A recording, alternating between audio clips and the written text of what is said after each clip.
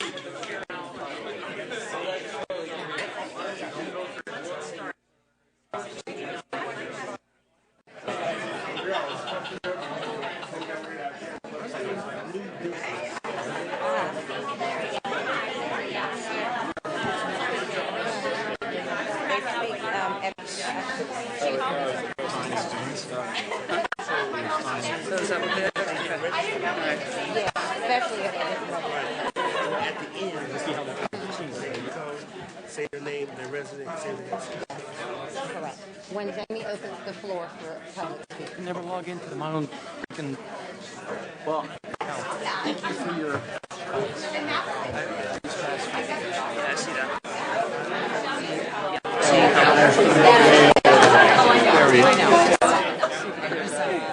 I really miss Bob. There's no drama. We know those like the question about the Jamie used me in the data that I don't either. He's supposed to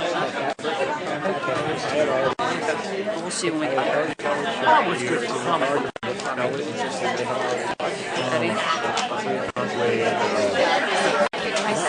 We had 2 student members, right? It's just creepy for Cocoa Puffs. I mean,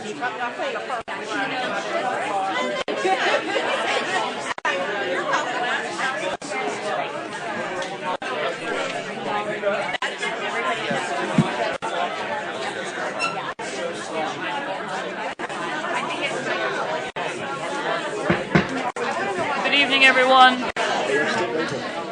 The hour of 7 p.m. having arrived and passed, I call to order this legislative meeting for the Woodland Hills School Board. Testing. Testing. don't mind us. Are we on? I don't. Can you all hear me? Is the mic on now? Hello. All right. Testing. No, we're not. Okay, we're gonna start the meeting. I'm calling to order the legislative meeting for the month of November 2019. Ms. Hawthorne, will you call the roll? Mr. Graves, Mrs. Seligson, Mr. Hanchett, Here. Ms. Lawson, Here. Ms. Curry, Here. Dr. Hildebrand, Here. Ms. Strasbach, Here. Mr. Belmont, Here. Ms. Glasser. Present. Please stand for the Pledge of Allegiance.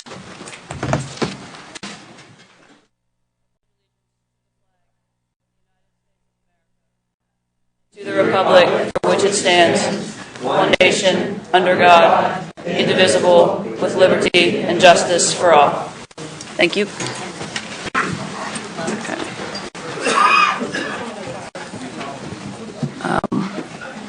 Is there a motion to accept the minutes for the October agenda and legislative meetings? So moved. Second. Moved by Mr. Hanchett, second by Ms. Strasbach. Any questions, additions, corrections to the minutes? Okay, seeing none, take the vote.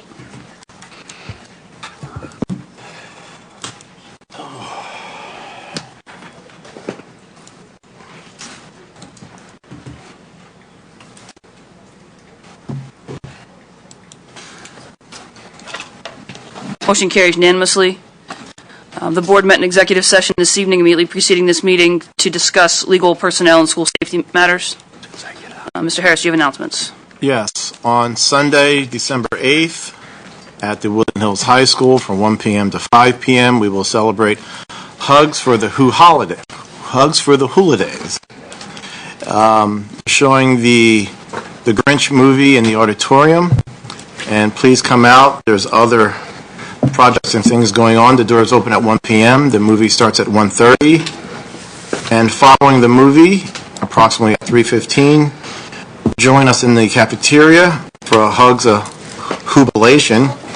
Hang out with the Grinch, played by Mr. Crone, the Performing Arts Department chairperson, and then finally create a Who Holiday ornament craft instructed by the Wilkins Elementary art teacher. So cookies and hot cocoa bar will be available for all guests. Midday Madness at the high school. As you will all recall, we hosted a Midnight Madness event for the last 2 years to celebrate the start of basketball season.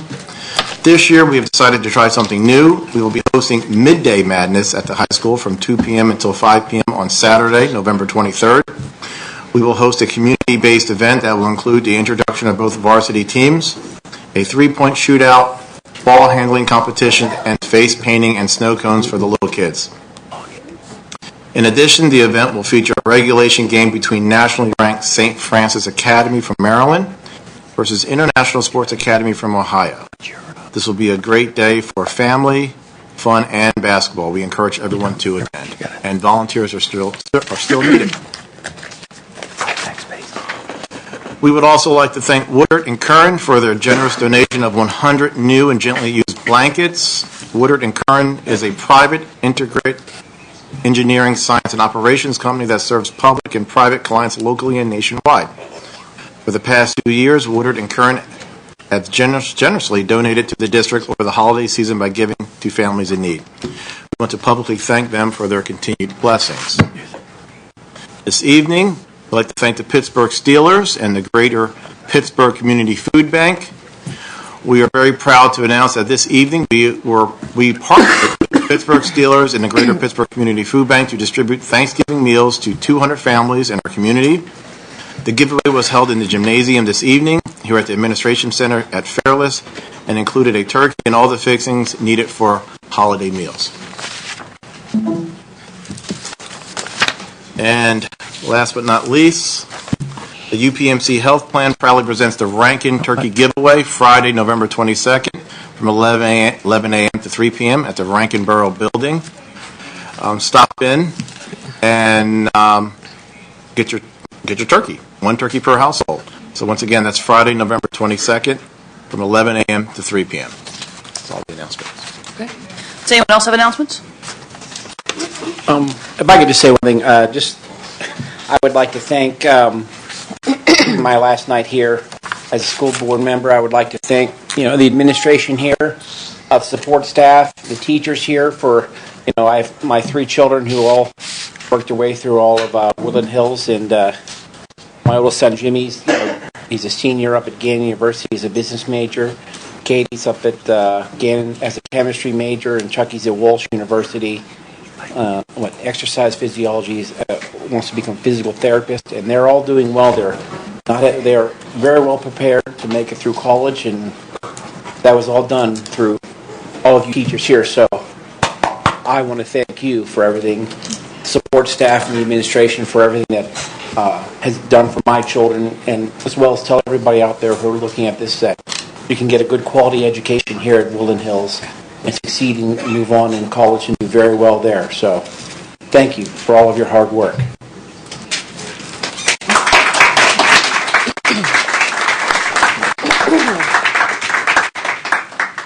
Thank you for your Girls? Time served, too, sorry.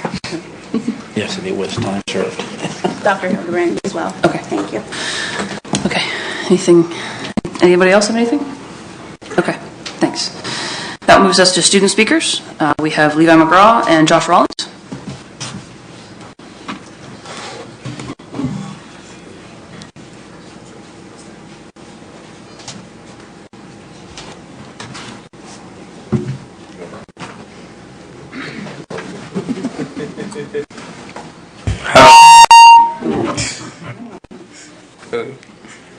Alright. My name is Leviticus McGraw-Sapp. I'm a freshman at the Woodland Hills High School, and I'm a part of the Woodland Hills Climate Committee. And I've come here to talk about what we've done over the past couple of weeks. So, over the past couple of weeks, we've previously went to the David L. Lawrence Convention Center downtown, and we spoke and we listened to many different speakers at the convention upon the subject of climate throughout Pittsburgh and all of its communities.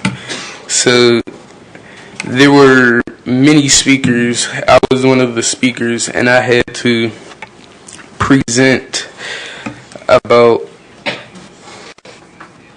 how could I say it? I talked with the audience. That was, I'm drawing a blank right now. Take your time, That's sir. all right. It's fine. It's okay.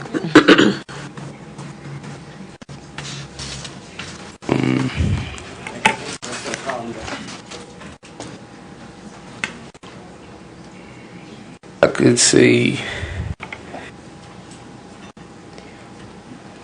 there was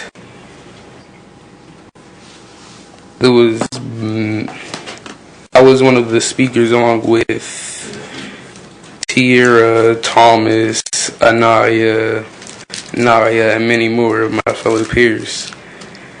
And I could say the outcome was pretty well because we got an applause from most of the people that were there, and then also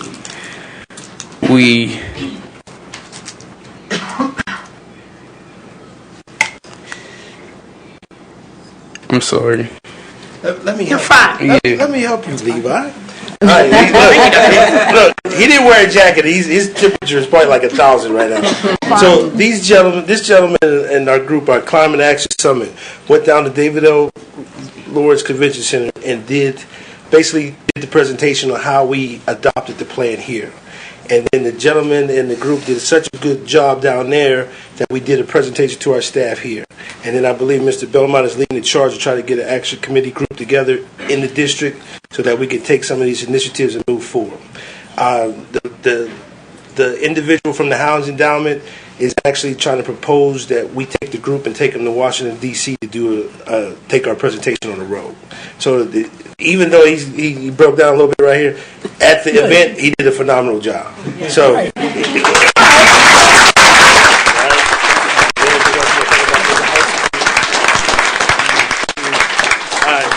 so I'm going to turn the mic over to Mr. Rollins, who never is at a loss for words.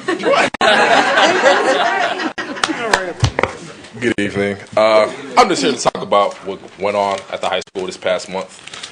And Ms. Tab helped me out, give you some few points, and there's a lot, I'm not going to lie to you. Okay, so, number one. A group of 37 students from FBLA, the football team, cheerleaders. We all went down to downtown on Wednesday, November 13th for World Kindness Day, just to spread kindness in the streets. And we had like a big rally, and I think it was pretty positive, to get that out there. We had some people were interviewed for the news. I thought that was really nice. Also, a few days ago, seniors met in the auditorium to get fitted for their cap and gowns. Honestly, I didn't think I was going to be a senior this fast, so it was kind of surreal for me to get fitted for my cap and gown. And also, College Access had several colleges such as IUP, Clarion, Edinburgh, and Slippery Rock. They came in for Instant Decision Day, and tomorrow, Pitt, Greensburg, and on Monday, Point Park will also have one. And all throughout this year, we have had over 100 college acceptances and 5 career readiness programs and kids entering the workforce. Also, let's see what we have. We also had FBLA students teaching junior achievement lessons at the Pace School in 6 weeks, and they will finish next Tuesday.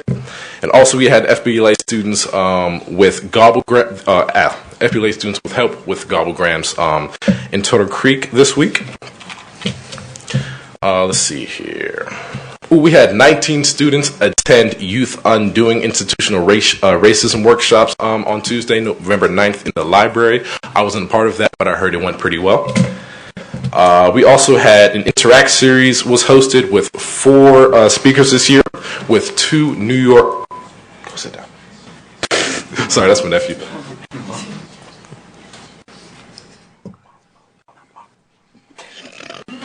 That was a wow. I'm sorry. We had an Interact series with 4 speakers, and 2 of them were New York Times best-selling authors, Jewel Parker Rhodes and Rachel Lippincott, along with WQED's Rick Sahak. I'm sorry. I didn't know. There's somebody who doesn't watch WQED.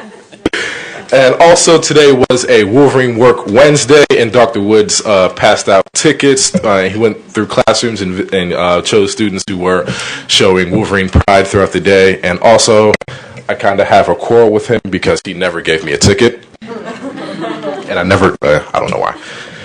And that's pretty much it. So, thank you. Oh, also, actually, not, I'm sorry. Thank you. Thank you. What did Mom say? Exactly. Thank you. Listen to your mother. Ms. Glasser, I want a special shout out for you. Thank you for allowing or helping me out with being able to graduate early in December. So I just want to give a round of applause for Ms. Jamie Glasser.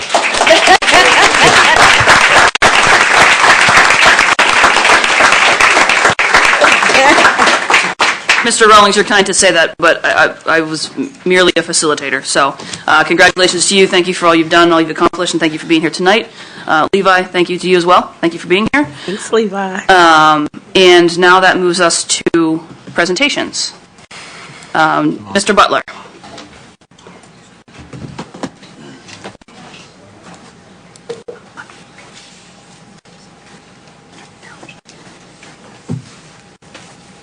So first off, I'm extremely humbled to be here today.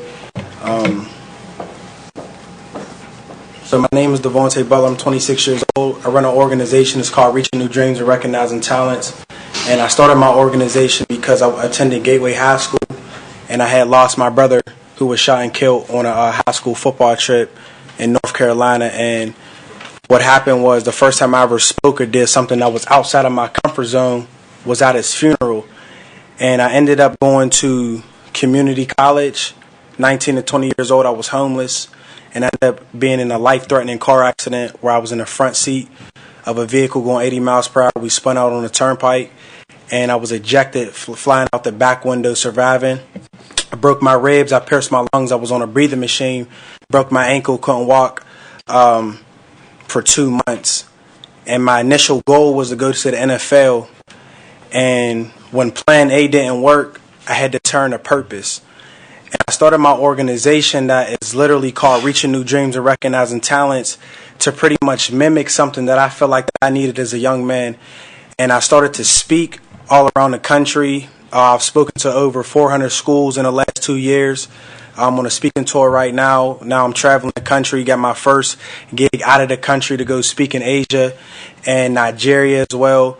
And I started my leadership program because I realized that motivation is something temporary, but our students need something that is so fruitful, and they need help to someone to walk them down that path. So literally what was placed on my spirit was to start a leadership program.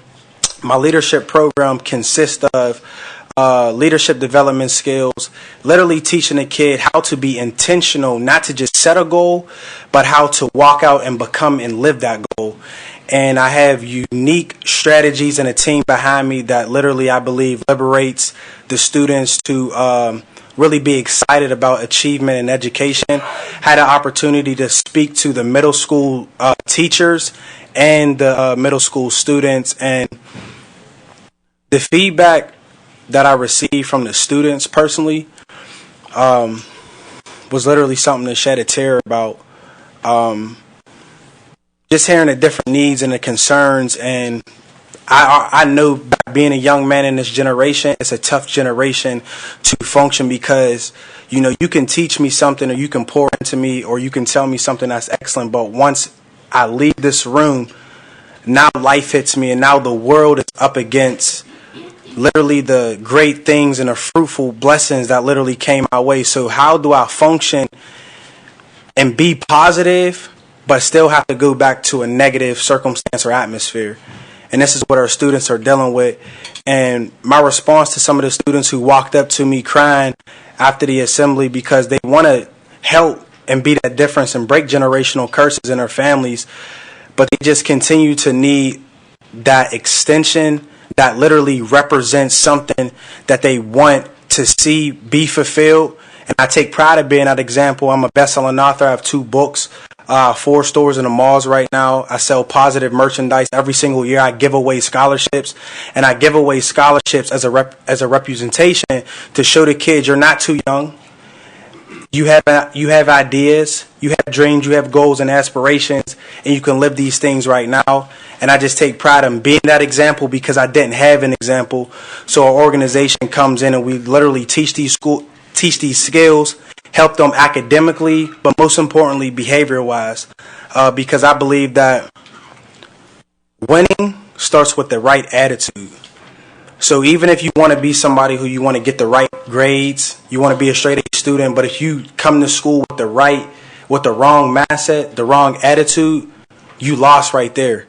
So how do we be more intentional as a student and even as an educator to have the right mindset on a day-to-day basis? Because, okay, it's okay to be excited in the moment, but what does commitment really look like when that feeling that you once had, it leaves you? So those are the things, and that's the difference that we're making as an organization. We've been contracted working in 5 schools up until this point, and we would really like to work with your school district because it's just something important of great need that I see, and I thank you guys for your time. Thank you.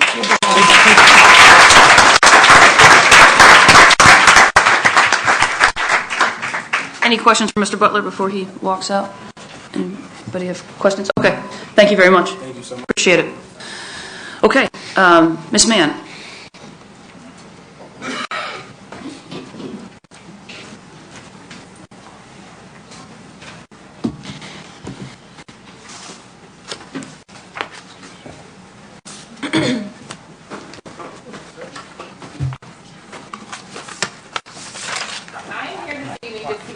Snapshot of Edgewood Elementary's PSSA data. Keep in mind, this is our current 4th graders and current 5th graders, so they would have been 3rd graders and 4th graders last year. Our 4th graders came to us from the intermediate building, but that's what I'm going to show this evening. And then I know Mr. Wilson is going to do more of a district-wide right now. But there you go. Thank you.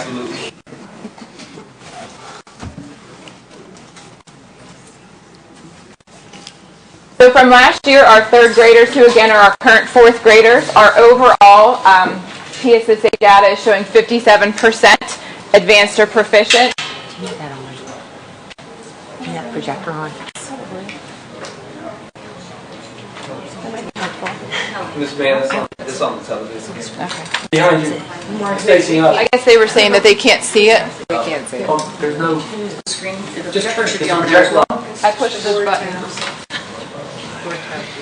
You can just turn that screen so it's. There it goes. Oh, it does. It is.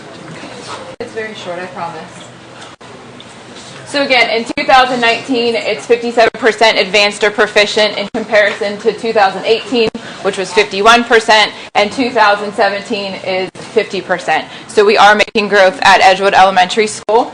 If you look at advanced, we have 15% of our children proficient, 15% advanced, 43 proficient, 35 basic, and 8 below basic, and that's in ELA, which is our English language arts. In math, again, third grade data who are current fourth grade students. 2019, 39% advanced and proficient. In 2018, it was 34%. And in 2017, it was 34%. So those last 17, 18 years, we stayed stagnant, and then we were able to move up in 2019. 16% were advanced, 24% were proficient, 28% of our students were below basic, and 33% of our students were basic. So what we're doing to provide supports to those third graders, currently those fourth graders, differentiated instruction within the classroom. The teachers are taking focused skills from iReady data, from data that the teachers are collecting, and pulling those students and focusing on those particular skills. And then when those students master those skills, they move on to another skill area so that our students are constantly improving. That's part of our intervention, which is Charge to Success period that happens at the end of our day, where we're able to focus on those skills. And then there's an enrichment opportunity also for those students who are skills that are higher than their grade level. They're able to work with other teachers to enrich those skills. And then we have our OASIS tutors who come and help our children.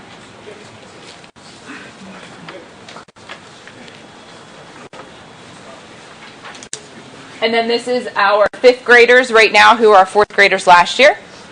And again, they came from the intermediate building. So overall, I can't really do a comparison because it wouldn't be fair to compare data. So right now, we have 4% of our students, our fifth graders, who are advanced. We have 22% who are proficient. We have 49% who are basic. And we have 25% who are below basic in fifth grade in ELA this year.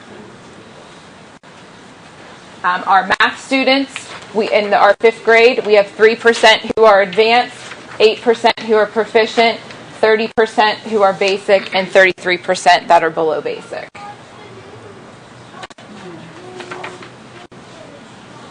And again, we offer those same supports to our fourth and fifth graders, that differentiated instruction, that the teachers are looking at their data and doing focus skills, our interventions and enrichment, and our OASIS tutors. And then just to end my presentation, I just wanted to remind everybody that tomorrow is our Children's Grief Awareness Day. So we're encouraging our staff and our students to wear blue to support those students who have had grief within their lives, and then it affects their day-to-day behaviors in our classrooms. Questions? Other questions? I have one. Yes. Comparison data for the current fourth graders. Is that comparing the cohort or the grade level? What I did was I just took the students that we received, and then, are you talking about our current fourth graders? The current fourth graders. Is that comparing their scores last year to the year before, yes, when they were in third grade? Okay. Yes, and I looked at the same students and took out students who are no longer with us. Okay, great. Thank you. Anyone else have questions? Okay. Seeing none, Mr. Johnson. I believe he was in the hallway. Yeah.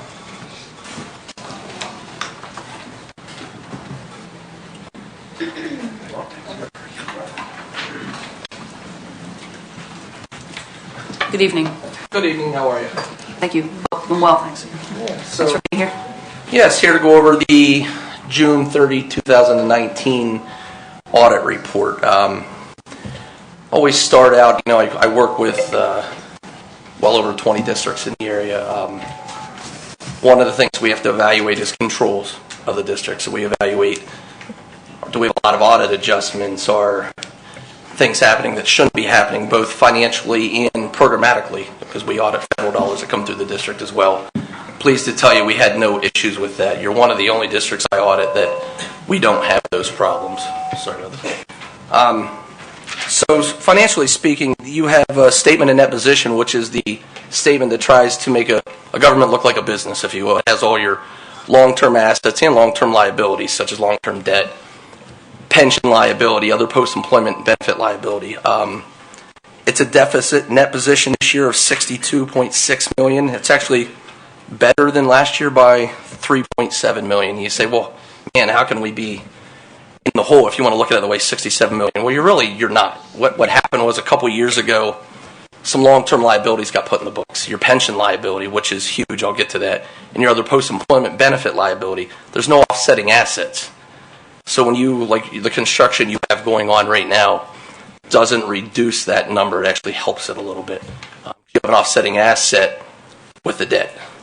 In this case, you only have debt with no offsetting asset. So every school district that I work with is in the same exact position.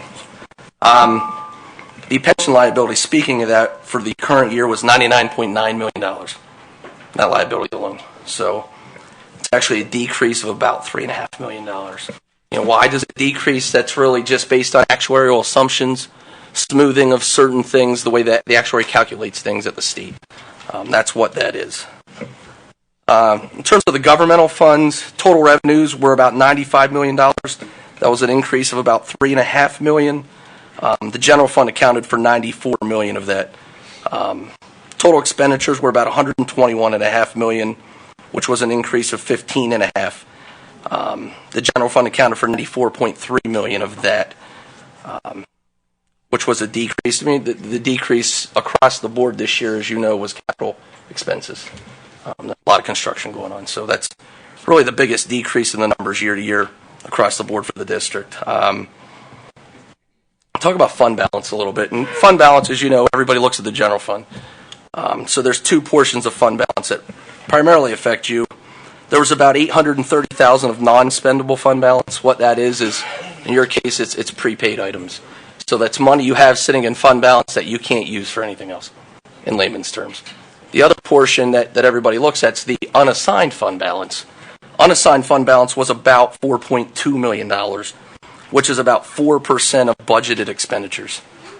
So that's usually the ratio everybody looks at, where is unassigned fund balance in relation to budgeted expenditures for the general fund. There's the only authority, it's not even authoritative, but the only recommendation out there is from the Government Finance Officers Association that talks about fund balance a little bit, and they usually recommend the 8 to 10% range. So you're, obviously a little bit below that at 4%. Capital assets, there was an increase of about almost $27 million. That was due to all the construction going on across the district. Long-term debt, obviously there were some new bond issues for all the construction, and again, in terms of your statement in that position, they are offset by the debt's offset by the assets, so no issue there. Again, I was talking about a little bit earlier about some of the compliance work that we do. We have to audit a certain percentage of the federal dollars that come through. So we looked at two programs this year, Title I and IDEA. Frankly, as long as I've been here, we've never had any problems programmatically when we look at the compliance of those programs that people have done well. One of the things I've served on a number of boards over the years. They always ask for financial guys, unfortunately, to be on boards. And so one of the things I always look at is, my first question is, how many audit adjustments are there? Because I want to know that the information I'm getting, is it good information so I can help make an informed decision. That's the most common audit finding we have is audit adjustments. I'm pleased to tell you that we had none, which is a very, very rare occurrence in what I do. So that gives you any comfort level, it should. I would assume that the information you get is pretty good. In terms of what's on the horizon, so you look at some of the big changes to your financial statements over the last couple of years, the pension liability coming on, the post-employment benefit liability coming on. There's two left that are fairly big. One is GASB 84, which talks about fiduciary funds. In general terms, it's going to be a problem for most school districts because a lot of student activity funds come in as shoebox, and there's not very good accounting or controls over them. In your case, they're actually all on your system, so I don't think that will be a problem for you at all. You're probably the only school district I don't have a concern with that. So that's one. That comes on next year, so your financial statements will look a little different next year. Effectively, all the student activity funds on the financial statements will have to have an income statement, where right now they're just on there as a cash balance, a balance and an offsetting liability. So we will audit them a little more. The standards have changed about how we have to audit them as well. The other one coming on a couple years later is leases. I know I've talked to you about this one in the past, but basically all operating leases over a 1 year period will be coming onto your statement in that position. So it's basically the accounting gods have tried to say, anything that's out there long-term of significance will finally be on your books. Enron happened, all those things. I used to work at a Big Four. I mean, we would sit with our clients and come up with ways to keep stuff off the books because we were allowed to do it under the standards. The standards have tightened up where you can't do that anymore. That's the object. So that's really all I have. Any questions? Question. So at what point does the state get extremely uncomfortable when we have no money in our fund balance? 4% is not great at all. We're probably going to use all that and have nothing. There is no guidance from the state as to when they would jump in, not jump in. I will say this. I do audit Erie City School District. The only place I've seen them jump in. But that was, I want to say this, there was a lot of legislative help to make that happen. So any recommendations to avoid that because we're getting pretty close to having? It's, in layman's terms, it's controlling expenses and continually trying to generate revenue in one way, shape, or form. That's, your biggest revenue generators, taxes. I mean, you can't control the state budget. You can't control what they're going to give you. So in terms, that's the only one that's in your control. To sell some stuff. That would be maybe a short-term answer. Any other questions? I have a question. You said that, so currently with student funds, just go with me with this. With student funds, the board action is just we approve them. We just see them as they are. You said that next year they're going to be income statements. Is that correct? Correct. There will need to be an income statement for every student activity fund.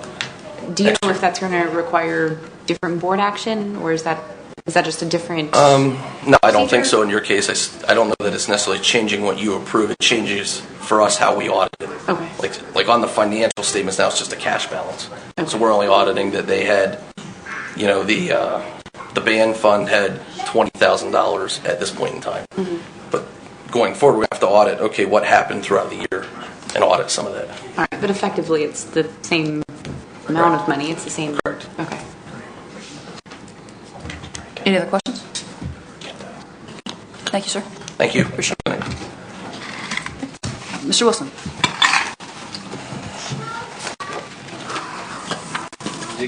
Push one of these. Is that the right one? Okay. This is crazy.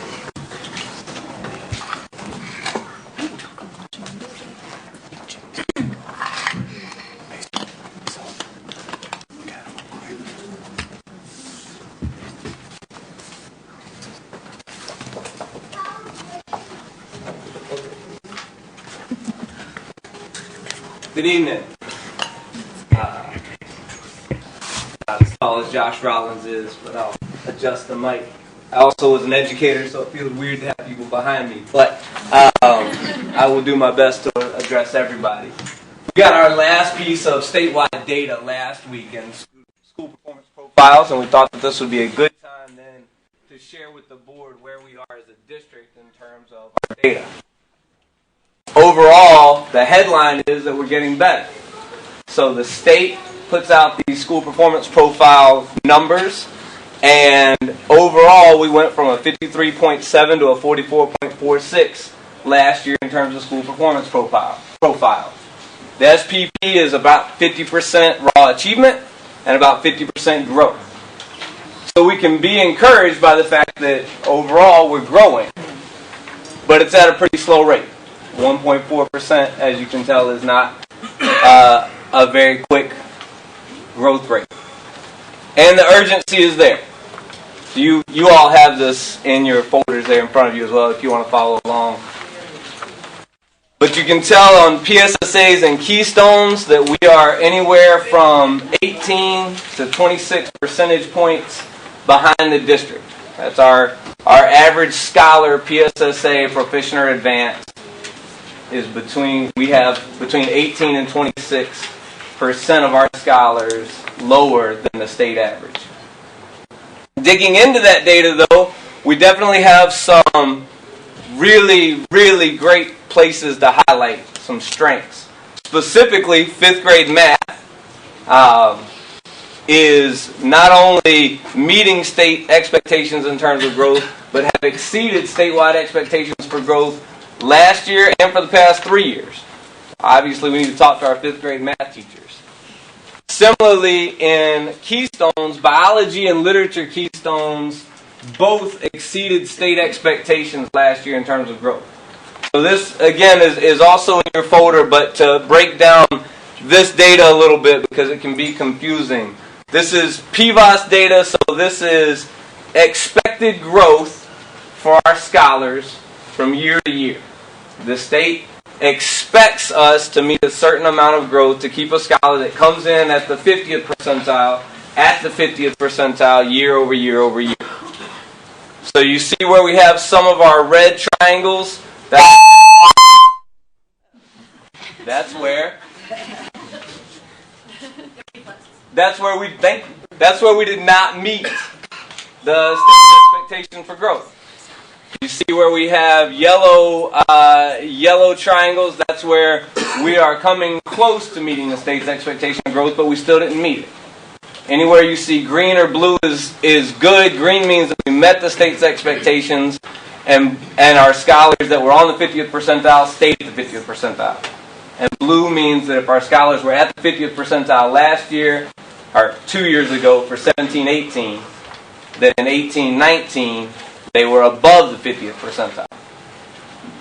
Now, going back to where we are, we have to truly celebrate the blue, and we got to see more blue. So we have areas of growth, and we're focusing on those. Right now, in math, the average scholar that tests in the 3rd grade in PSSA comes to us at the 44th percentile in their 3rd grade test. Right now, because our growth is slower than the states and the average state district, that scholar then leaves us in 8th grade at the 36th percentile. Similarly, in ELA, in 3rd grade, our scholars test almost at exactly the average for the state. They're at the 46th percentile instead of the 50th. But because our growth is slightly slower year over year than the rest of the state on average, that scholar also leaves us on the 36th percentile after they take their 8th grade PSSA. So the long and the short is that we are in need of growing faster than we are. And our SPP shows that we are growing faster than we used to be. We just got to grow faster than that.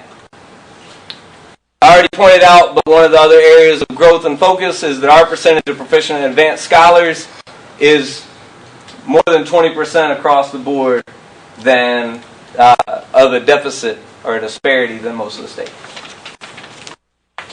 And most importantly to me is that we would be remiss if we didn't also then focus on the achievement gaps that we see.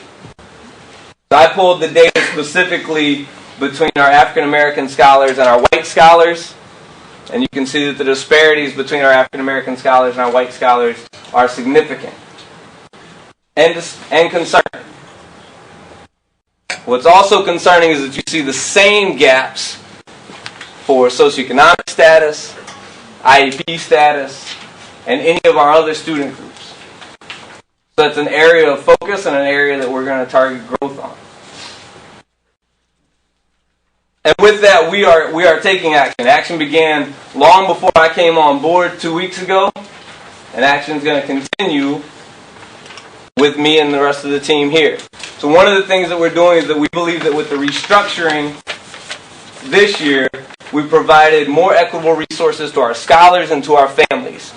The restructuring has also allowed for professional learning communities between our educators of similar grade levels.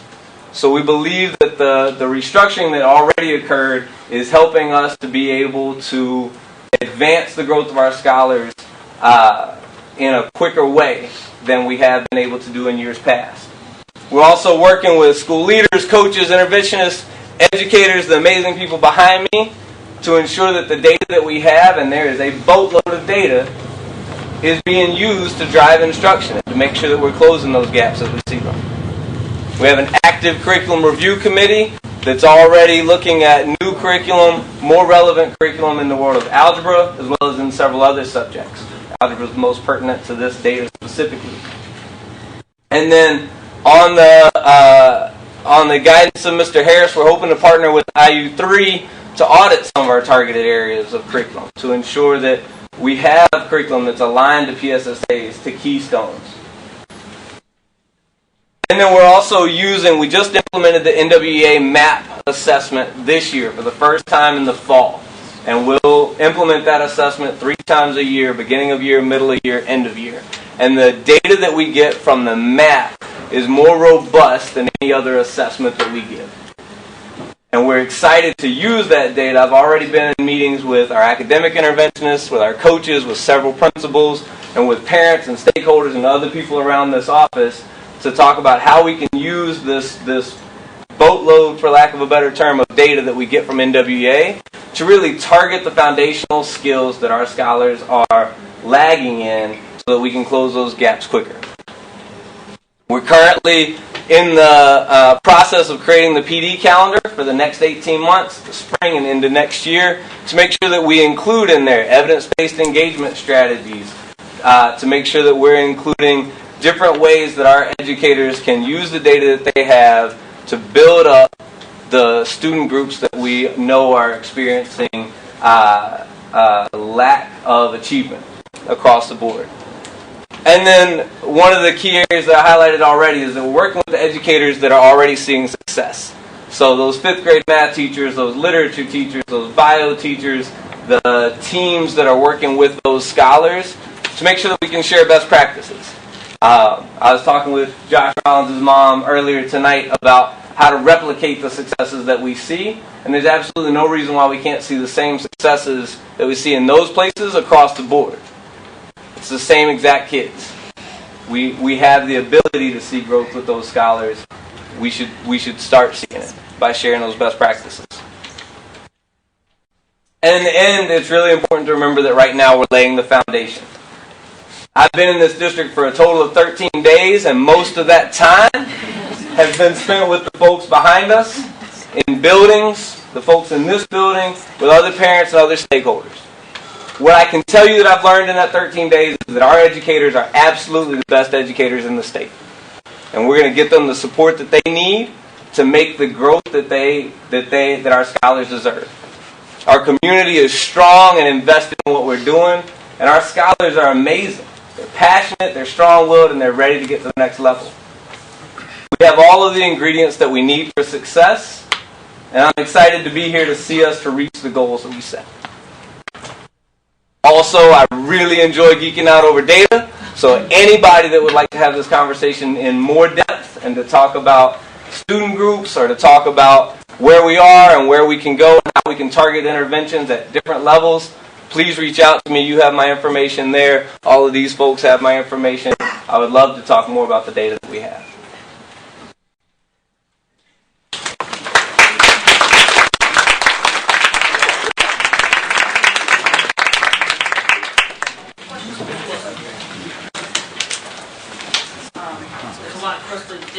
Absolutely. And I appreciate that. Hopefully we can have some additional conversation about this at committees next week and going forward as well.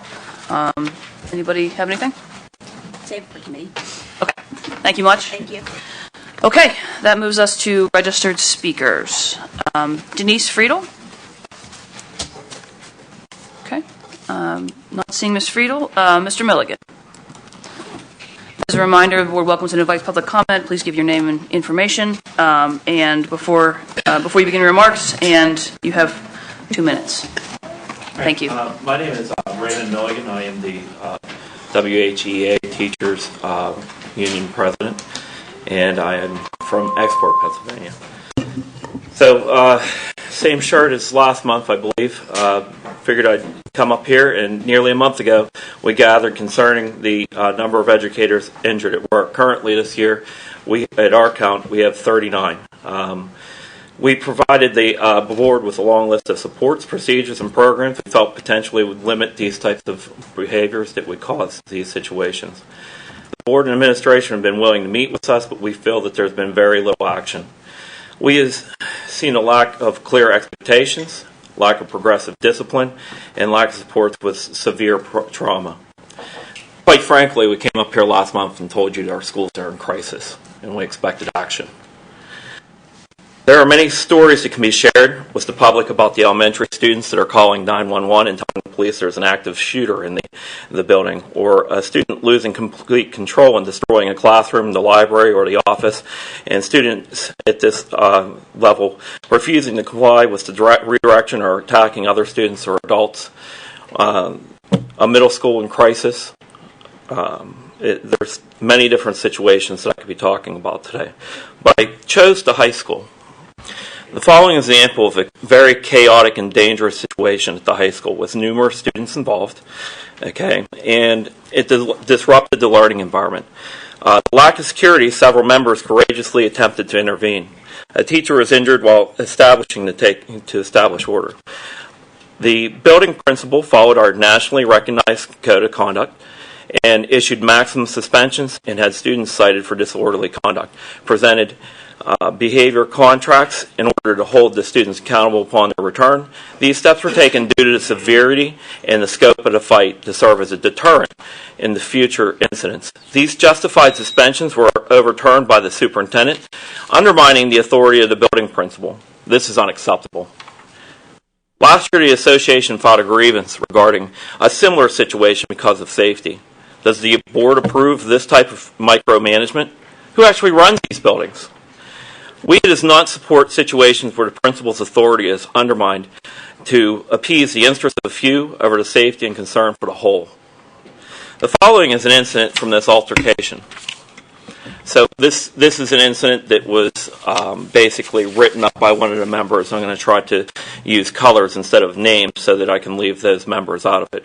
At approximately 10:45 on 11/12/19, I heard multiple students yelling and saw a crowd building in the art hallway. When I arrived and attempted to clear the excess students from the hallway, not only did the students not leave, more students began to arrive and videotape the altercation. This is when I heard security guards say, "I'm not dealing with this," and left the scene. Mr. Red and Mr. Blue continued to try to disperse the student crowd, but did not work. Mob mentality took over. Mr. Yellow and Mr. Purple started to walk the one student to the main office. From the opposite direction, two students jumped the student. Mr. Yellow and Mr. Purple were walking to the office. At this point, another fight between two female students started. I stepped in to help with the Mr. Orange, at this point, another staff member, get the one male student out of the hallway and into my classroom. Since it was my prep, the period in the classroom was empty. While trying to prevent the fight, the student pushed Mr. Orange against the lockers, grabbed me by the sweater, attempted to get me out of the way. This is going on. Multiple classrooms emptied out despite the teachers standing in the halls and in their doors. Students had a total disregard for staff and administration. Once in my room, the student began to throw desks, punch the board, attempt to get out of my room. Mr. Orange stood outside of my classroom door. I stood on the inside of my classroom door. Multiple students attempted to get in the room. The entire event took about 10 minutes. I only noticed one security guard during this time, and she chose not to engage the students fighting. It took a total of 6 teaching staff members and 2 administrators to break up the fight. These are the types of situations that are causing disruptions in our schools. These are situations that are disrupting the learning in our schools. Thank you. Thank you.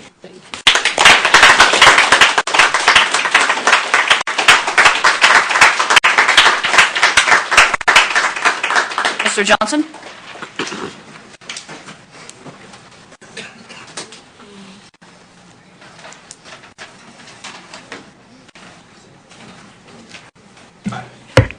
Good evening.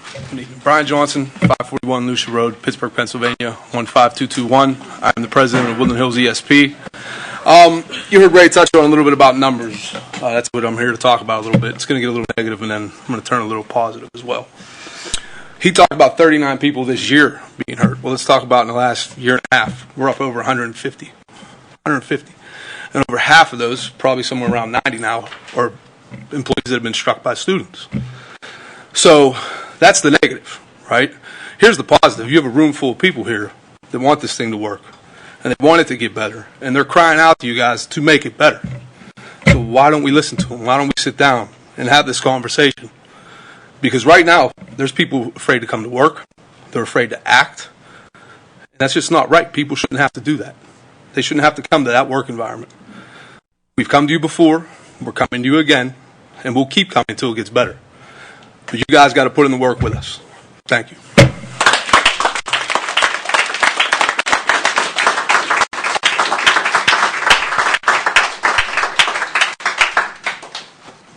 I think I would be remiss if I didn't say that we remain willing and open to meeting.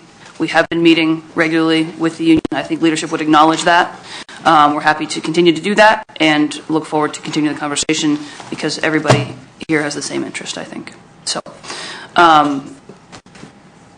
there are no more registered speakers, so that moves us into the agenda. Mr. Harris. 2.1, Board Matters. We seek approval of the Eastern Area Schools Joint Committee 2019-2020 Mail Ballot Resolution number 2019-1 and Budget Resolution number 2019-2. Is there a motion? So moved. Second. Moved by Ms. Strasbach, second by Dr. Hildebrand. Any questions or comments on this motion? Yeah, I just had one question about this. The budget is the total operating budget for Eastern schools. Are we paying a certain percentage, or because I didn't notice anything in there about that? So we have in our budget, I think about it's between 16 and 22,000 that we contribute right now. We all the member schools, owning schools, contribute something to the. Right, that's what, because I thought we had gotten sort of a breakdown of what we usually pay, but maybe I'm thinking of something else. I just want to make sure. Okay. That's Voc Tech. Yeah. They do it more detailed. All right, thanks. Any other questions? Okay. Seeing none, take the vote.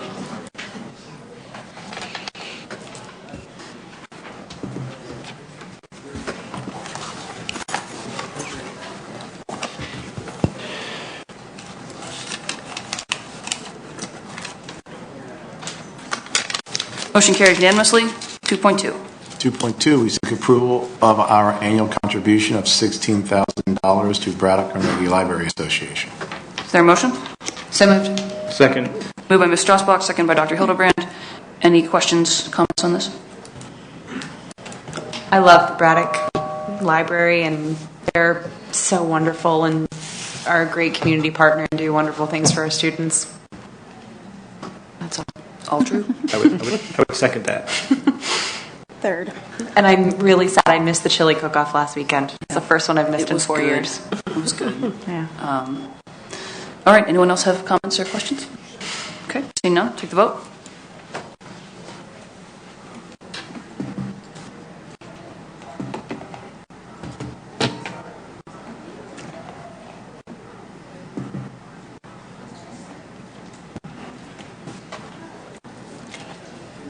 Mr. Haynes.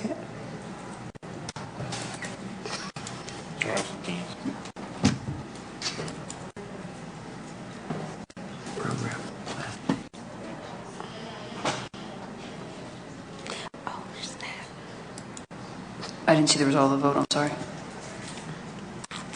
Motion carries unanimously. 2.3. 2.3, second reading of revised policy 705, facilities and workplace safety. Questions? Any questions? Okay. 2.4. 2.4, second reading of revised policy 709, building security. Questions? 2.5. 2.5, second reading of new policy 805.2, school security personnel. Any questions? Okay. Section 3, Assistant Superintendent, 3.1. 3.1, we seek approval to award a $5,000 stipend to Renee Engler, pre-K facilitator, which is allowable through the pre-K grant. Any questions? Is there a motion? So moved. Second. Moved by Dr. Hildebrand, second by Ms. Strasbach. Any questions? Okay. Seeing none, take the vote.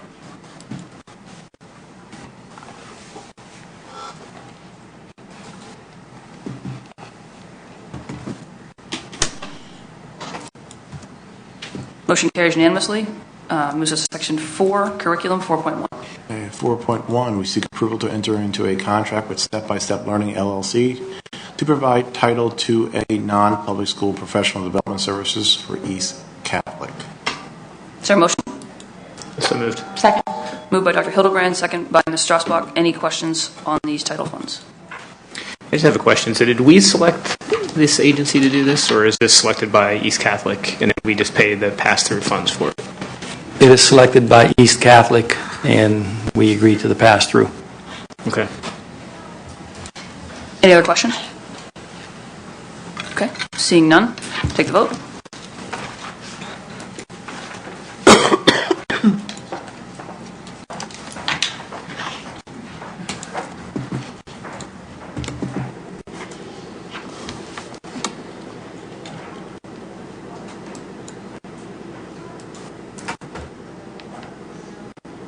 Motion carries unanimously. 4.2.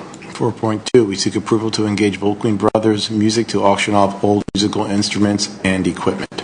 Is there a motion? So moved. Second. Moved by Ms. Strasbach, second by Dr. Hildebrand. Questions on this? Comments? Okay, seeing none, take the vote.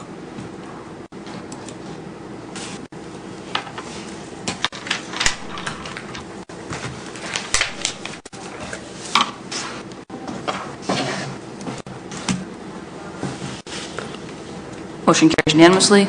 Moves us to Section 5, Special Education, 5.1. 5.1, approval to ratify tuition agreement with New Story from October 21, 2019 through June 3rd, 2020. Total cost is $45,936. Is there a motion? So moved. Second. Moved by Ms. Strasbach, second by Mrs. Curry. Any questions or comments? Seeing none, take the vote.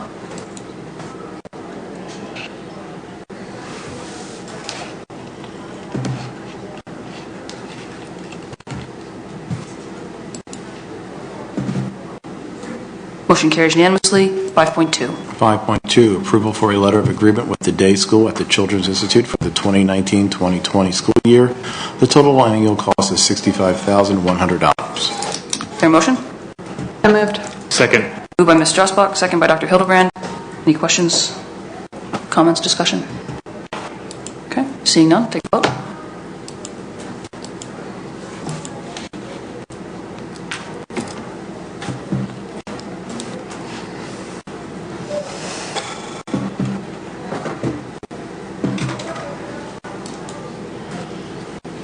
Motion carries unanimously. That moves us to Section 6, People Personnel, 6.1. 6.1, we seek approval to accept the service agreement between University of Pittsburgh and the Woodland Hills School District to conduct a sleep study with 9th grade students pending solicitor review and acceptance. If I can add something, the agreement was, there were edits that the school provided, and I find it acceptable, so we can strike out pending solicitor review and acceptance and go on from there. Approve the agreement as is. Okay. Is there a motion on that amended? So moved. Okay. Second. Moved by Ms. Strasbach, second by Ms. Seligson. Any questions or discussion? Okay. Seeing none, take the vote.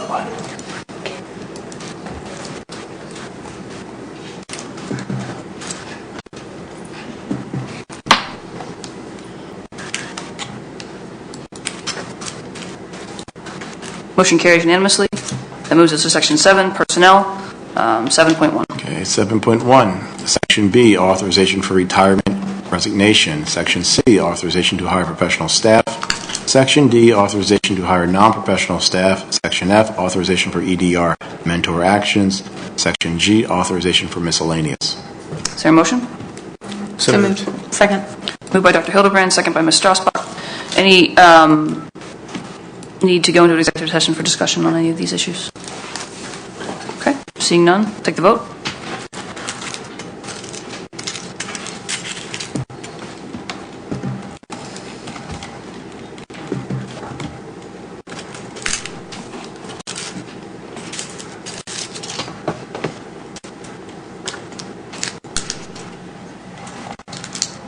Motion carries unanimously. That moves us to Section 8, Technology, 8.1. 8.1, we seek approval to remove the door access system from Rankin School and have it installed at the administration building at a cost not to exceed $4,650 from General Fund 10. Is there a motion? So moved. Second. Moved by Ms. Strasbach, second by Dr. Hildebrand. Any questions, discussion on this? Okay, seeing none, take the vote.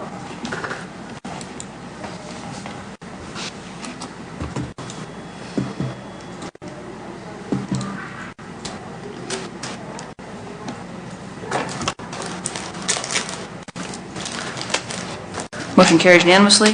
8.2. 8.2, we seek approval to purchase surveillance camera management software for our camera servers at Dixon School. Cost is $14,975. Funding will come from Dixon Capital Project Fund 39. Is there a motion? So moved. Second. Moved by Ms. Strasbach, second by Dr. Hildebrand. Any questions or discussion? Okay. Seeing none, take the vote.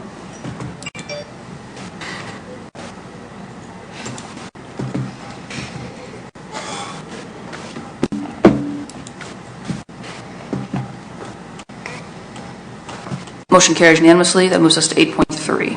8.3, we seek approval for 12 employees to attend the 2020 Pennsylvania Educational Technology Expo and Conference, February 24th through 26th, 2020, at the David Lawrence Convention Center. The cost is not to exceed $4,200 from General Fund 10. Is there a motion? So moved. Second. Moved by Dr. Hildebrand, second by Ms. Curry. Any questions or discussion? Seeing none, take the vote.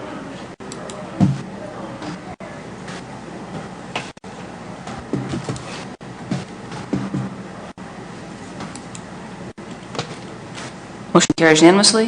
That moves us to Section 10, Food Service and Transportation, 10.1. 10.1, we seek approval of the Transportation Ride-Sharing Initiative, MOU, facilitated by Allies for Children and participating districts.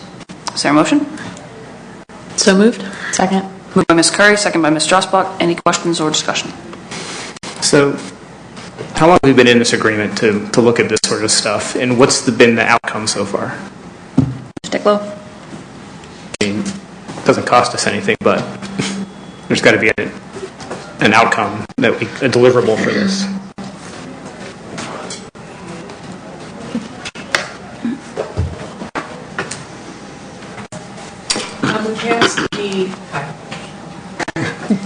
We passed the initiative last year, the MOU, to start participating in this, even though we had been talking to them prior to that, but the formal agreement was last year, and now we actually are making a lot of progress, more districts involved, and they actually have put out an RFP for getting transportation services from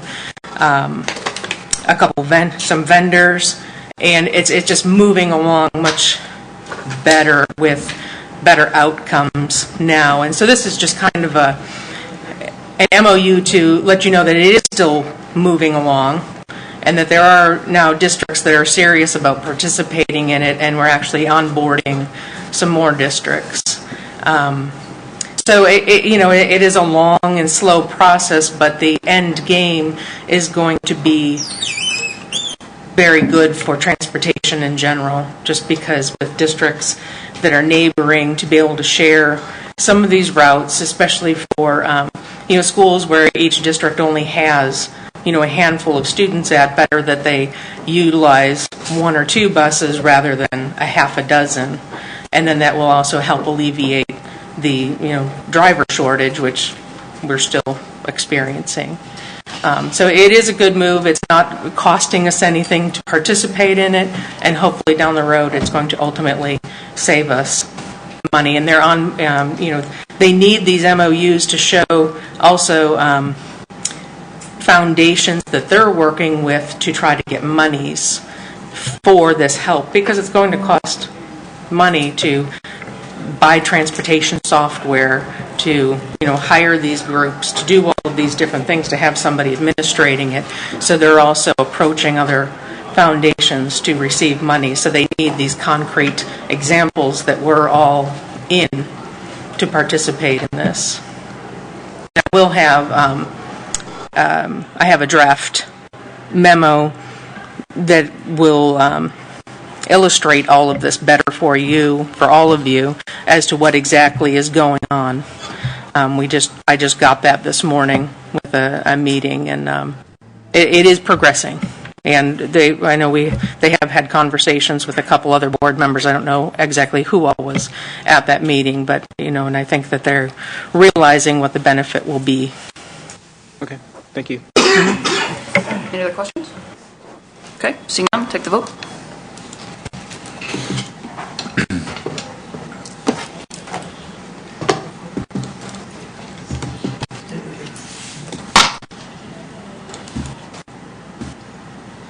carries unanimously. 10.2. 10.2, we seek ratification of the purchase of one Cleveland Electric kettle for $12,645 and one combi oven for $22,744 to replace failed equipment at the intermediate school from Trimark Co-Stars contract number 036-006, paid for from the Food Service Fund 50. Is there a motion? So moved. Second. Moved by Dr. Hildebrand, second by Ms. Strasbach. Any questions on this item? Okay, seeing none, we'll take the vote.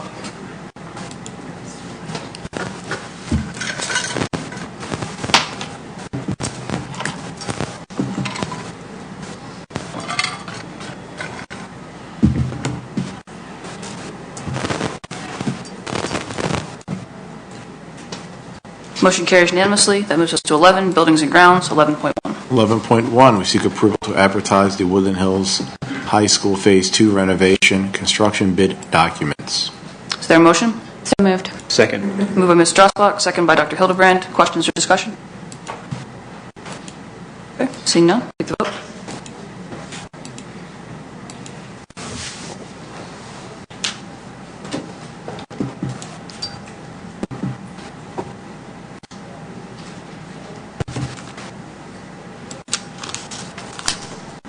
Motion carries unanimously. That moves us to 11.2. 11.2, we seek approval for sideline tree service to provide service at multiple locations. Is there a motion? So moved. Second. Moved by Ms. Strasbach, second by Dr. Hildebrand. Questions or discussion? Seeing none, take the vote.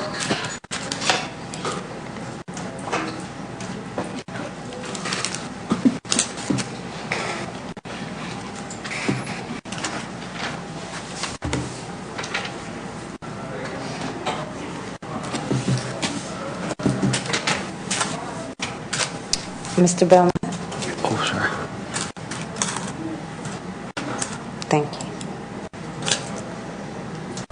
Motion carries unanimously. 11.3. 11.3, we seek approval of outside organizations to utilize district facilities. Is there a motion? So moved. Second. Moved by Ms. Strasbach, second by Dr. Hildebrand. Any question or discussion? Seeing none, take the vote.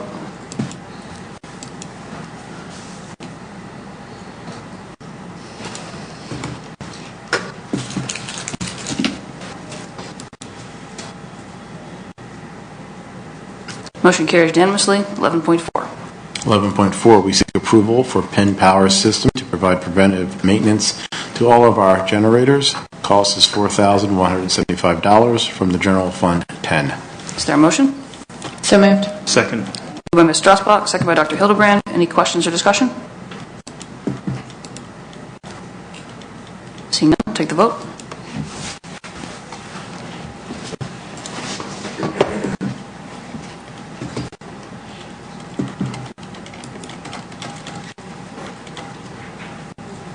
Motion carries unanimously. That moves us to 11.5. 11.5, we seek approval to purchase the Dixon School Classroom Furniture from PIMCO through COSAR's contract number 035-015 and state contract PA number 44000 at a total cost of $645,128.29 from Capital Project 39.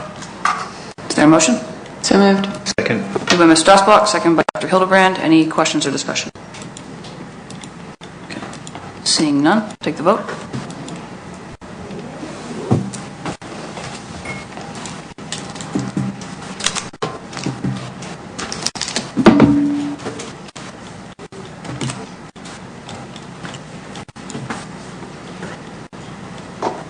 Motion carries unanimously. 11.6.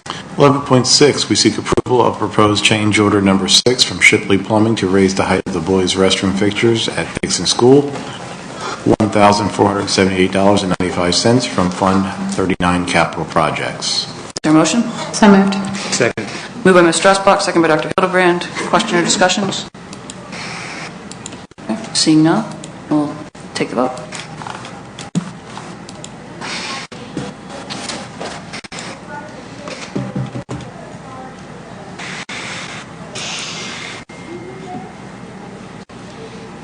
Motion carries unanimously. 11.7. 11.7, we seek approval we seek approval of proposed change order number 33 for Nello Construction to raise the height of the boys' restroom fixtures at Dixon School, $1,730.23 from Fund 39 Capital Projects. Is there a motion? So moved. Second. Moved by Ms. Strasbach, second by Dr. Hildebrand. Questions or discussion? Seeing none, take the vote.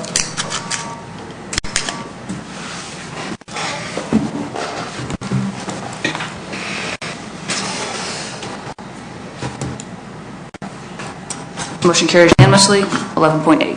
11.8, we seek approval of a zero-cost change order, CO-002, for Shipley Brothers Plumbing, Inc. to modify the contracted substantial completion date to December 9, 2019. Is there a motion? So moved. Second. Moved by Ms. Strasbach, second by Dr. Hildebrand. Questions or discussion? Okay, seeing none, take the vote.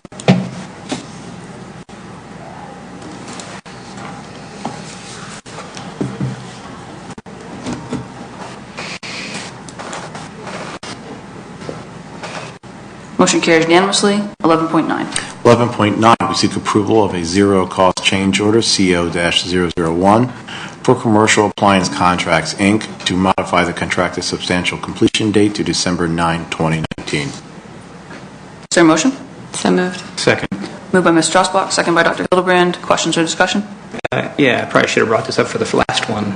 Should we not be seeing these for almost all of our contractors or subcontractors for these? Sort of Yes, this is all I received back from the contractors. I received another one, will be on December's meeting, and I'm still waiting for one or two more. They're slow in getting it back to us. Yeah, they just dawned on me that if we change it, they all should be changed. Okay. Yes. That's fine. Thank you. Anyone else have questions? Okay, seeing none, take the vote.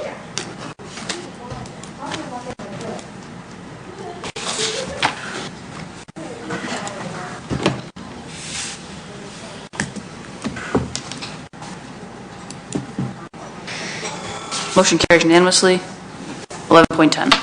11.10, we seek approval of PCO number 24R1 for Pitt Electric totaling $6,462.45 at the Dixon School for the purchase and installation of 5 exterior cameras from Capital Project Fund 39. Is there a motion? So moved. Second. Moved by Ms. Strasbach, second by Ms. Lawson. Any questions or discussion? Did we not already buy cameras and external cameras for all We these? needed 5 more. They miscounted on the outside of the Of course they did. building, and Any other questions? Okay, seeing none, take the vote.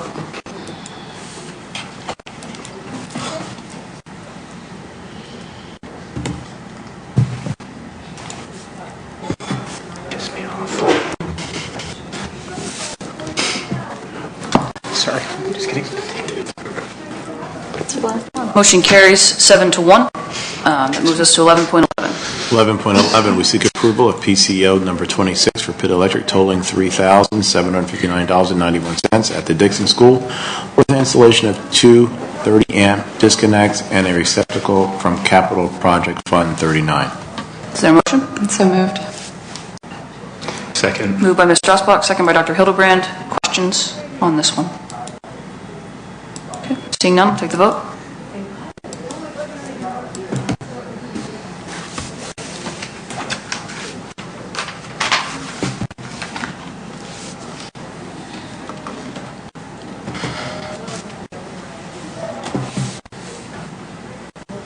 Mr. Hanchett? Yep. Motion carries unanimously. That moves us to 11.12. 11.12, we seek approval of PCO number 27 for Pitt Electric totaling $6,217.64 for elevator code requirements at the Dixon School from Capital Project Fund 39. Is there a motion? So moved. Second. Moved by Dr. Hildebrand, second by Ms. Strasbach. Any questions or discussion? Okay, seeing none, take the vote.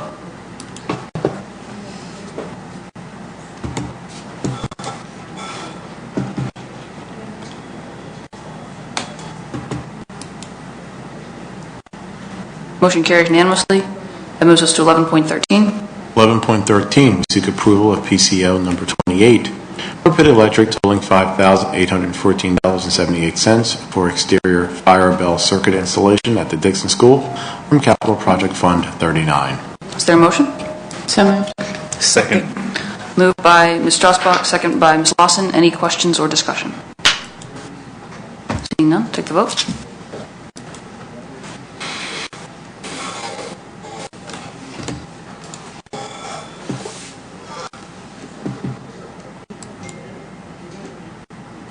Motion carries unanimously. That moves us to 11.14. 11.14, we seek approval of COR number 3 from Northeast Interior Systems, Inc., totaling $1,086 to supply and install a teacher wardrobe at the Dixon School from Capital Project Fund 39. Is there a motion? So moved. Second. Moved by Ms. Strasbach, second by Dr. Hildebrand. Any questions or discussion? Okay, seeing none, we'll take the vote.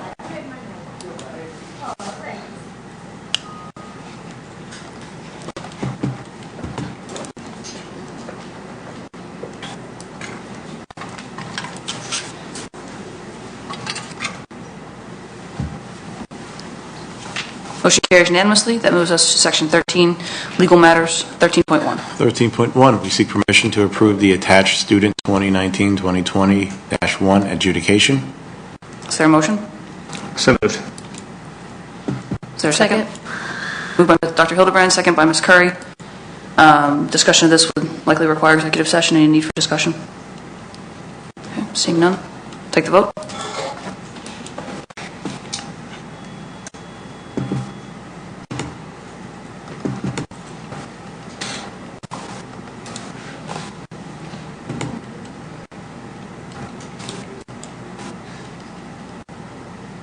Motion carries unanimously. It moves us to 13.2. 13.2, we seek permission to approve the attached Student 2019-2020-2 adjudication. Is there a motion? So moved. Moved by Dr. Hildebrand, second by Ms. Lawson. Again, discussion will require executive session. Any need for that? Okay, seeing none, take the vote.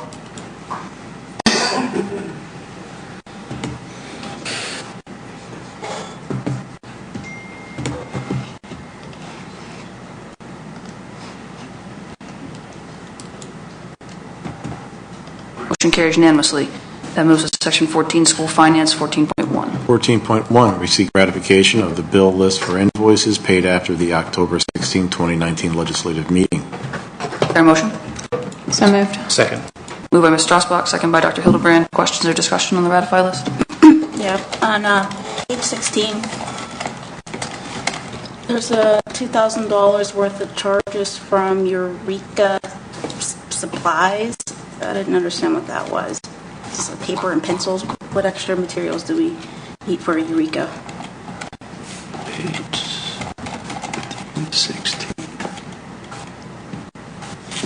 It's like at the maybe at the bottom, the total at the bottom of 17. Oh, 17? Mm-hmm. 16.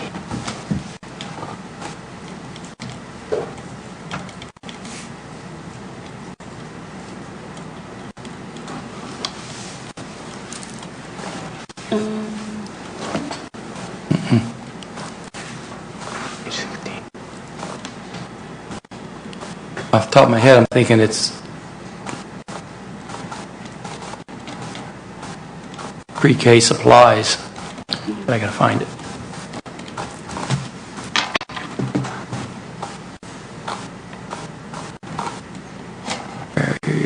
Are you sure? That won't be on this one. Yeah, it's the next one. Sorry. It's on the regular It's the bill next- list? Yeah, it's on the regular bill list. Okay, well, then let's take care of this one. We'll get to that in a Okay, second. so I have a question Yeah. about, we have a walk-in freezer that's on there. Are we paying for that, or is that Nutrition Inc. that's paying for that? Or is that coming out of that? That's coming out of the cafeteria fund. That was Coming out the of cafeteria fund, That okay. was the new refrigerator freezer that the board approved back in. Yeah, okay. That's what I For the wanted to- academy. Yep, okay, I'm making sure that was the same one, or if it's something. Yes. Okay, great, thank you. Okay, any other questions on the ratification list? Okay, seeing none, we'll take the vote.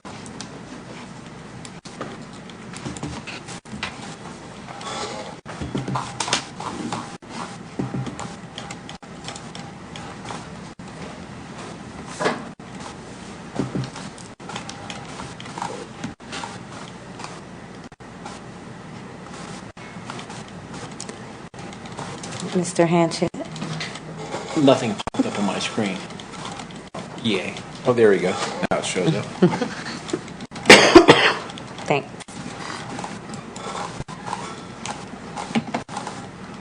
Motion carried unanimously. That moves us to 14.2.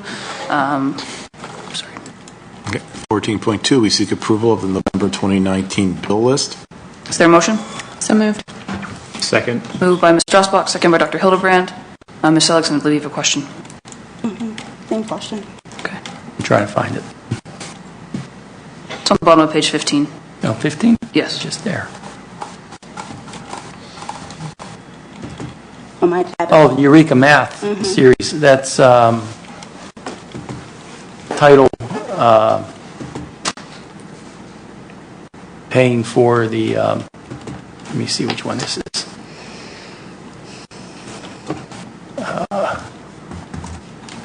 Yeah, these are secondary math supplies for our math series. But what not? This is the, I think this is the new one. We're just implementing it this year. That's right. So we're using you. Sorry. That's accurate. I'm not familiar with this exact expense, but I can speak to the fact that Eureka is our 6th through 8th grade math provider, and they are new this year. So I'm sure that there are some initial supply costs with that new implementation. Again, I can't speak to the specific 2,000, but I can speak to Eureka. What's the best? Just like books or? They could be workbooks. They could be supplemental to the coursework. These are all tied into the actual. So it would be supplemental supplies that go with the math text. I know that Eureka supplies us with individual scholar workbooks, so I'm assuming that if the tab is around supplies from Eureka Math, that it would be additional workbooks ordered for some of the new scholars that we had come in. Okay. And that would be supplied by Office Depot as opposed to directly through Eureka Math? Yeah, that's what I was like. It was. That seems weird. It's looking through like, oh, who's going to Office Depot? In terms of where we purchased them, I can't speak to that. So that's what I'm like. Are those pencils or? They would be supplies tied to the Eureka Math classrooms. These would be pencil paper type things, paper, and I'd have to go pull the exact invoices to take a look at them. But they may not necessarily be pencils and stuff, but they would be paper, graph paper. Any of the student worksheets or supplemental handouts that they do. So Eureka is a brand, so I'm not 100% surprised that we would purchase through Home Depot or Office Depot instead of Eureka themselves. A lot of times the actual supplies through Eureka could be on back order, whereas an Office Depot or something might have them. Again, I can't speak to this exact invoice, but Eureka as a brand sells through many other distributors. Thank you. Can we get an answer on that? Yeah, I'll follow up. Thank you. Any other questions on the bill list? Seeing none, take the vote.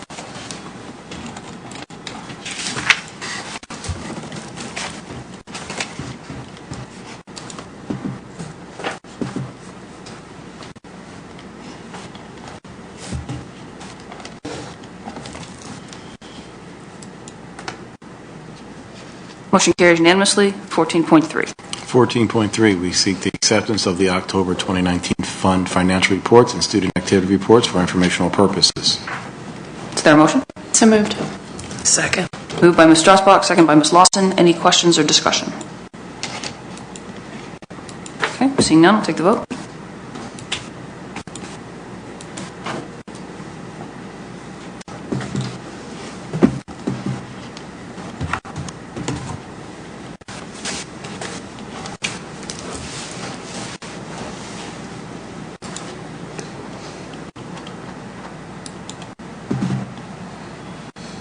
Motion carries unanimously. That moves us to 14.4. 14.4, we seek approval of the investment reports for October 2019. Is there a motion? So moved. Second. Moved by Ms. Strasbach, second by Ms. Lawson. Questions on the investment reports? Okay. Seeing none, take the vote.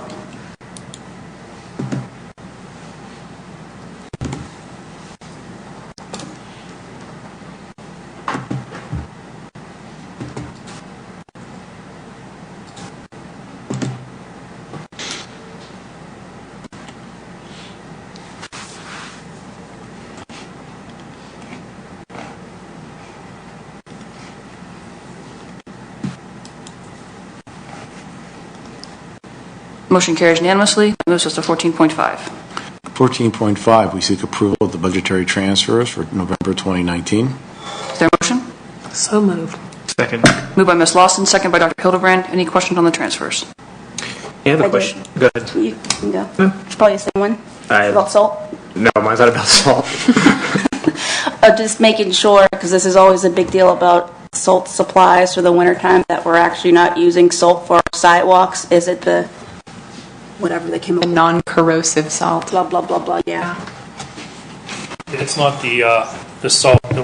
It's the salt that we purchase for the sidewalks. So it's not. It's not rock salt. It's the proper salt. It's the that blue and purple salt. Correct. Yes. Just said salt. So. Warranty-friendly salt. All right, so you might as well stay. Maybe. So what's the replacement equipment rental that's on there for $127,000? When Steve budgeted for the copiers, he put them under equipment. If we're not buying them, we're leasing them, so you have to put them under the lease. So we're transferring the cost to the right account where the money's going to be charged out of. Sorry, that's not you. Equipment is not. Right. All right, thank you. Any other questions on the transfers? Okay. Seeing none, we'll take the vote.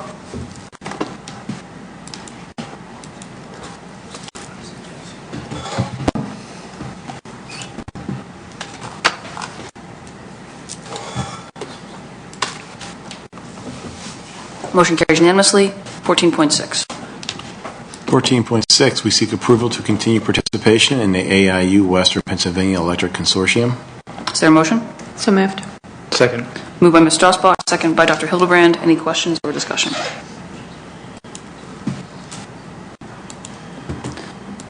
Seeing none, take the vote.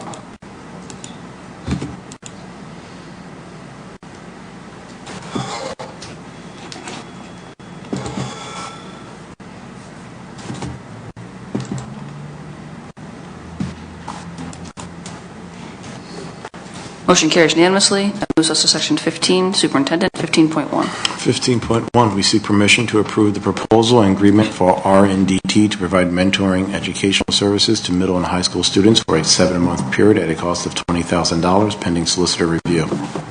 Is there a motion? So moved. Second. Moved by Ms. Lawson, second by Dr. Hildebrand. Questions or discussion? Yeah, I guess assuming pending approval, could we have a schedule sent out to the middle school for the parents so they know what their students or their scholars will be expecting to hear? Yes. But we'll have a schedule and a list of items that will be Talking covered. points? Right. Okay. So as a corollary to that, I think you should also schedule a return visit at the end of 7 months. Yes. Because there is an assessment part that's in his little PowerPoint thing that's attached here. So I think having the board and the community see what the results of that assessment are would be useful. Yeah, because I wasn't aware. I guess he had his first presentation, saw on Facebook, looked pretty awesome, but the kids were excited. But it would be nice to kind of have like a pre-warning before it. Well, right, and again, it's one of these things that you want to know what the outcomes are. I'm sorry if I missed this, but where was Mr. Butler discovered?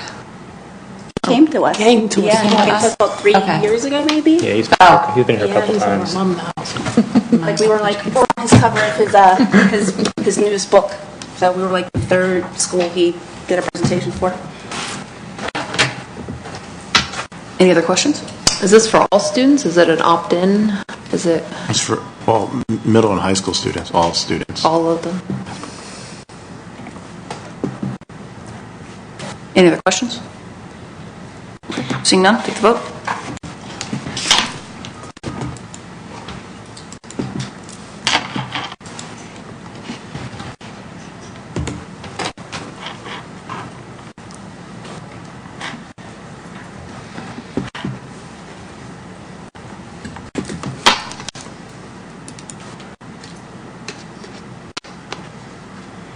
Motion carries unanimously.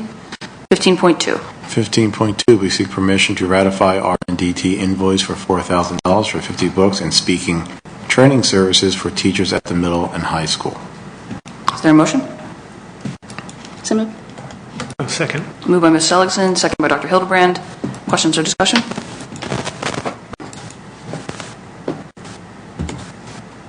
$50 going to be enough? So far, Okay. Why are we doing this one as a ratification? And he already spoke. Okay. And provided the books. Okay. Any other questions? Okay. Seeing none, we'll take the vote.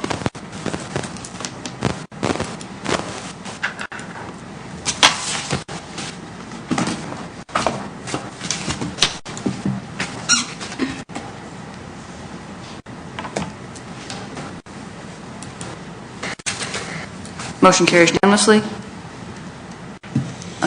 Okay, is there any old business? Yeah, could we get an update on any action plans from the parent committee as far as things that we're going to implement, as far as what we were asking for? Plans at the middle school, some of the things that we were discussing. From the parent committee? Mm-hmm. Well, I have a meeting with the principal there tomorrow. I'll have an update after that.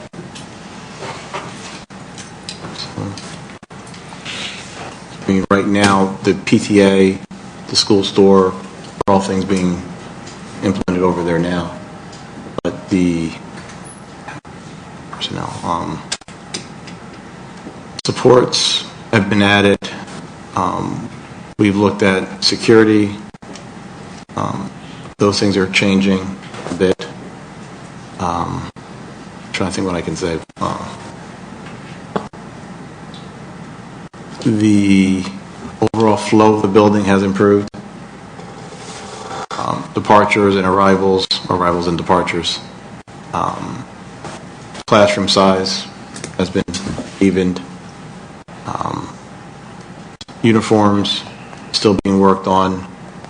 Working with the athletic department and working with our vendors to provide uniforms, resource for the buildings.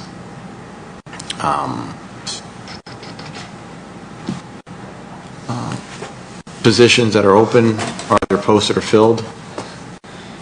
We have one situation where a sub is in place until a personnel matter can be taken care of.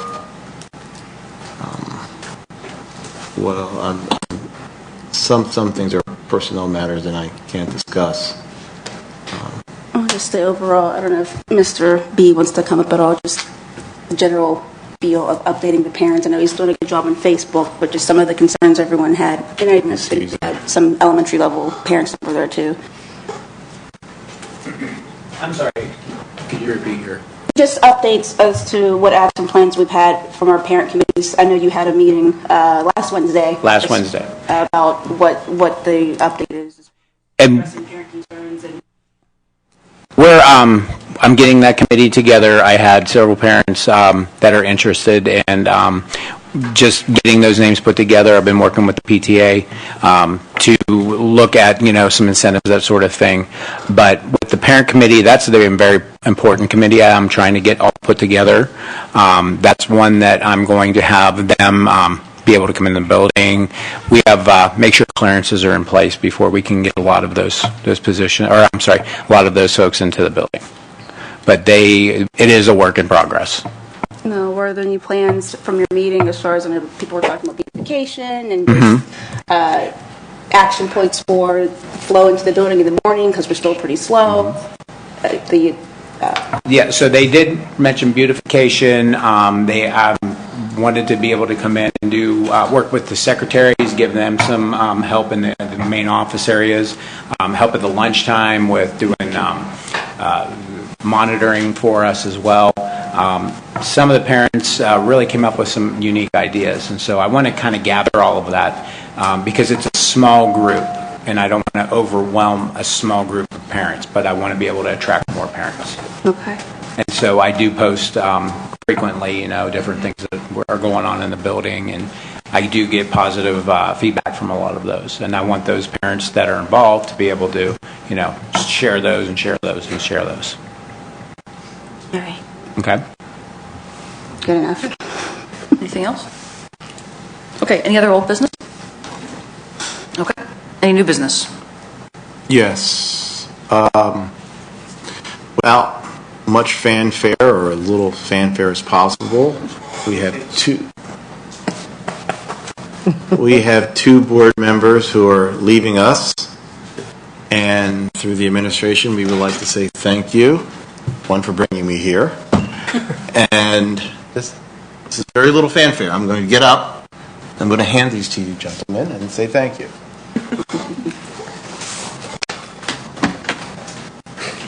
Very little fanfare.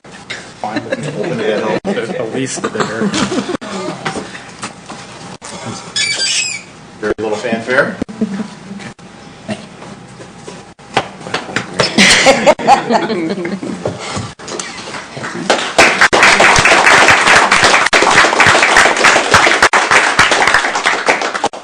Thank you both for your service and for being good partners. She's sitting next to me. So, I'll bet you are. Any other new business? Okay. We did committee reports last week, so we'll leave that there. But we will remind everyone that our committee meetings this month are next Monday and Tuesday, 5 p.m. here at the admin building, and the list of committees that meet each evening can be found on the website. Okay. That moves us to public comment. Is there anyone who wishes to address the board at this time? Reminder that speakers are to give their name and place of residence at the top of their remarks. You have 2 minutes to speak, and questions posed will be addressed after the meeting is concluded. Okay. How are you guys doing today? My name is Jawan Hill. I'm 20 years old. I'm looking to have my book implemented and my program implemented into the Woodland Hills reading curriculum in the school system. Now, this program is going to cover things like their relationships, the things they're dealing with on social media, their careers, and all these different things. It's addressed in this book and this program. It is a way to innovate the school system, because these kids are looking for things that are more exciting. So they're on the internet, and I'm pretty sure the teachers don't understand why they can't get off of their phones. And if they can find a way to engage the students with the work, then it can make for a more mendable classroom. This book has both my perspective and the female perspective, so there are no loopholes and nobody's left out. I have people of different sexualities, races, religions, all on the front cover. And that's my pitch. Thank you for having me today. Any questions? We'll address questions later. Oh, okay, but sorry. Thank you very much. Thank you. Appreciate you being here. Thank you. Anyone else wish to address the board?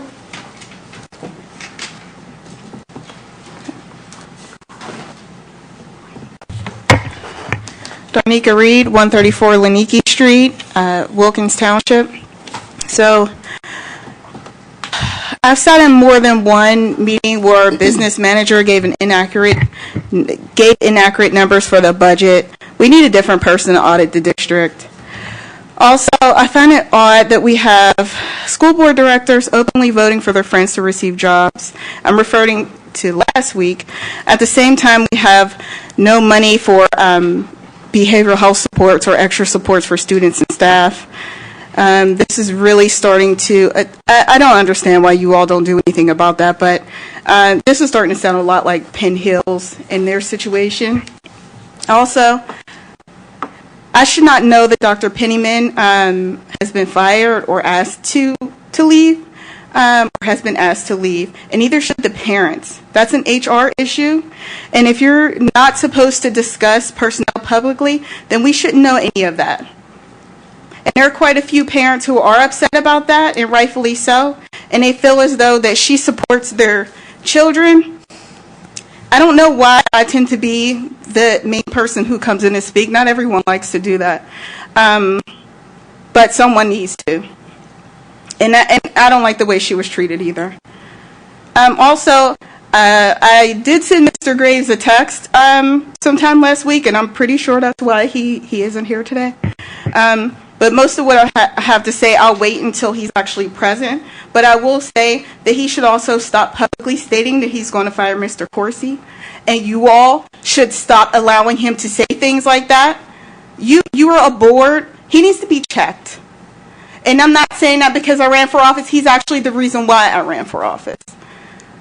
There's no way that should be happening. That's bullying. That's also an abuse of power of a school board director. And I'll also preface this by saying I don't know Mr. Corsi. I've never conversed with him. At any point, I don't know him. He doesn't know me. He doesn't know that I was going to say this either. But that needs to be checked. So you're used to me organizing for protests and things like that up at the school board. But I see that you all you're allowing a lot of inappropriate things to happen, so I have to take this up a few notches. So luckily, through the organizing that I've done for the past few months, I know more families, so I'll encourage more of them to come in here and speak, so it's not just me all the time saying things. But you all might want to get that together before you get the school district sued again. Thank you. Thank you. Anyone else who wishes to address the board? Seeing none, is there a motion to adjourn? Second. Moved by Ms. Ellickson, second by Ms. Strasbach. Any objection? All in favor? Aye. Okay, thank you all. You can be here for the meeting. Okay.